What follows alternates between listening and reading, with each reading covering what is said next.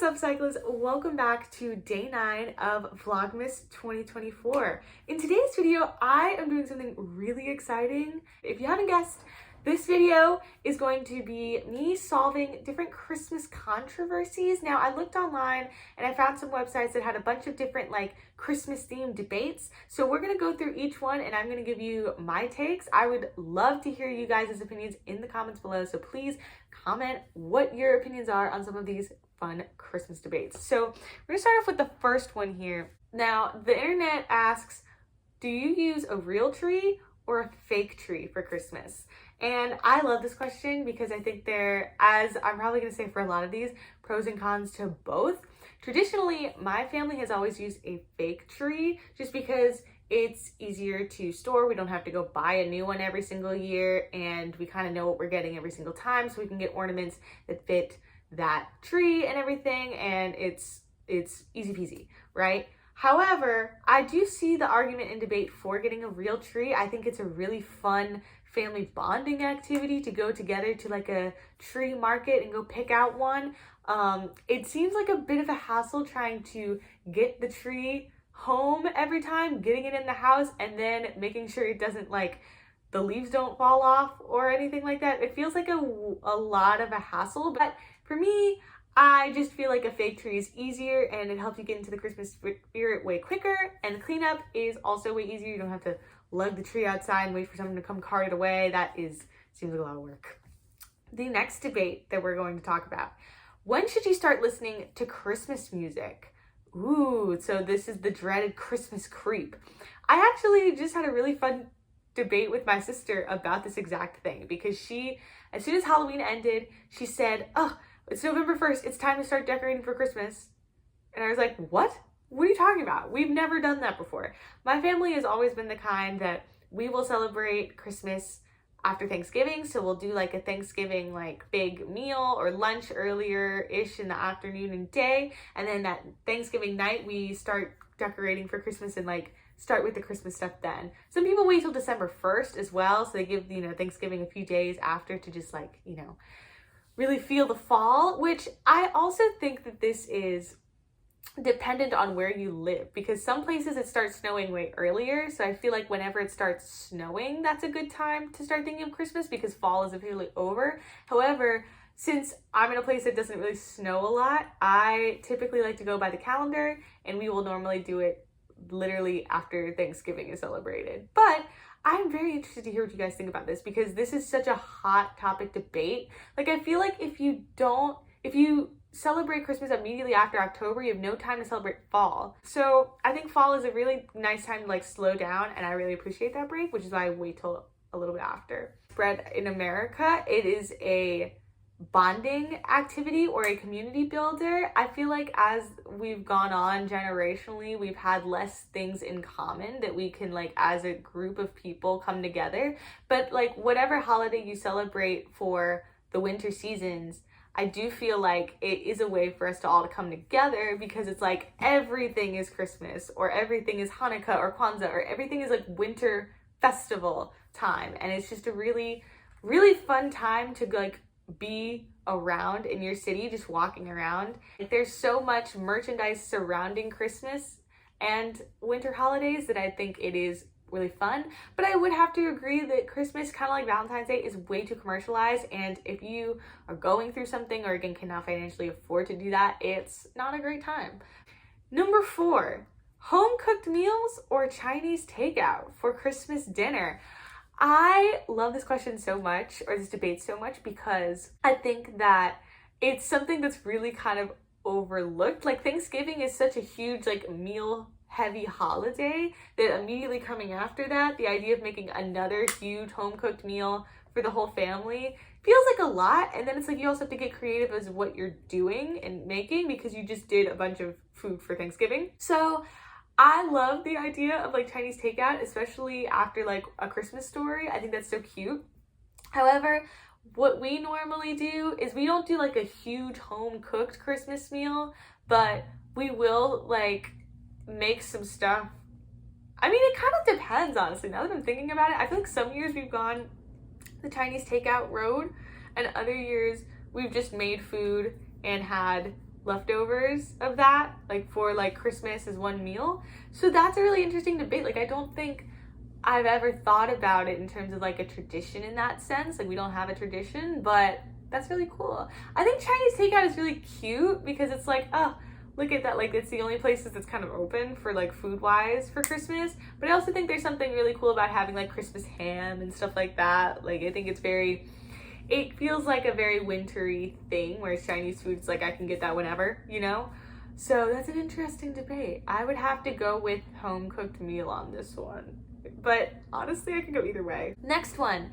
When should you open presents? Christmas Eve, Christmas morning, throughout Christmas Day, or throughout the month?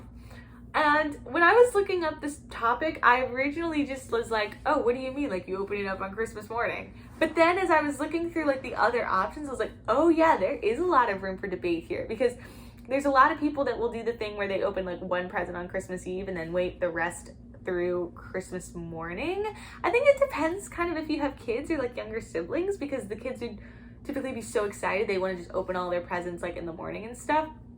I feel like it happens where you just naturally open some gifts throughout the day, but the majority of them are in the morning. Like if you're going over to family's house later and then they have their own gifts that you give to each other and all of that. I personally don't like doing things like doing it throughout the month or on Christmas Eve, because I feel like that's the whole point of like the excitement of like, oh my gosh, we have to wait and be patient and wait for this one time to do it. And then like Christmas morning allows it to be that you're all together as a family if you know, do that, and can open the gifts together and see what you got each other and stuff like that. Like I think it's really cute to do it all together. Instead of having it like all spread out, you know, it kind of like diminishes the like payoff, I guess. So, but I really did think that was interesting, and I don't know that I know anybody that does it throughout the month, except if you're like going to Christmas parties throughout the month and you have certain gifts and stuff like that. But I don't necessarily count that as like the main Christmas gift giving time. Like that is it's very interesting how many different combinations there probably are out there, and like how you tend to do it. But I typically like to either do it like giving people presents on Christmas Day. The next debate, what is better to leave out for Santa? Is it cookies and milk? Is it veggies? Is it water? Because the guys probably dehydrate from drinking all that milk. Is it other traditional Christmas foods? Typically what we do is cookies and milk, and then also do like a thing of veggies of like carrots or celery or something like that for the reindeer.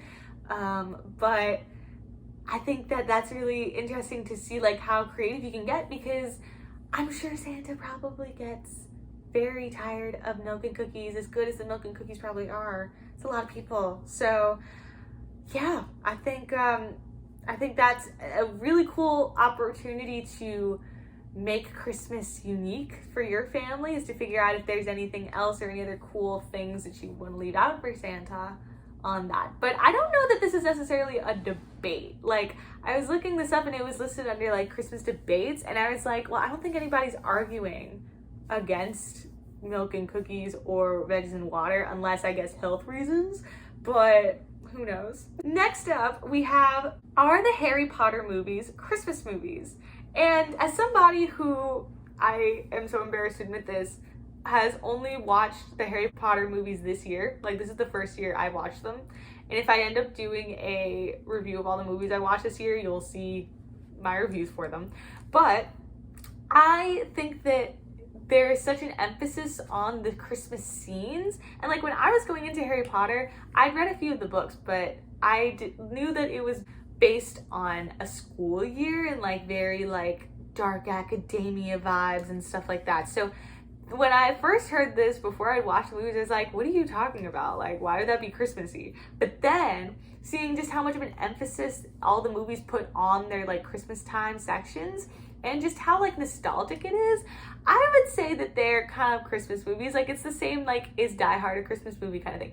Anything is a Christmas movie if you make it a Christmas movie, and if that is what gets you into the holiday spirit, then yes, it's a Christmas movie. So this is not like a one-size-fits-all kind of situation. But I do think the Harry Potter movies are Christmas movies. I think that especially the music is also so whimsical. There's snowy parts. There's like a snow owl who's like the main like animal in the movie. Like, I think these are Christmas movies. And if you don't think that, then like, okay, that, you know, that doesn't mean that they have to be your Christmas movies. You could stick to the classics if you want, but I think for our generation, these would be. The final debate that I am going to get into in this video is, what are the best Christmas tree lights?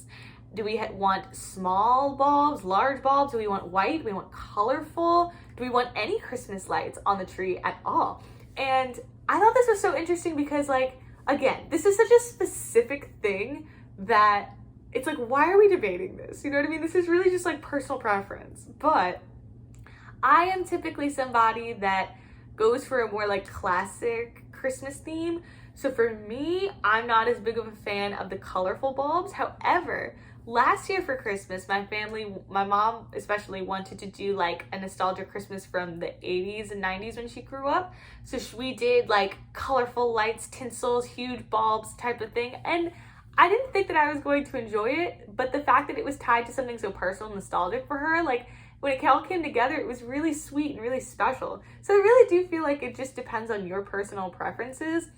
But typically I like to do, if I had my way, I would do small white bulbs and then have the ornaments be the color and decoration, because I feel like if there's too much happening, it can get very overwhelming for people and it can kind of look like just a jumbled up mess in your living room. So I like to keep it clean and classy and then like match it to the decor of wherever you're putting up the tree as well. Because if you have a room that's super bare, having something like way colorful is going to definitely be an eye catcher. So that might be like a good thing for you.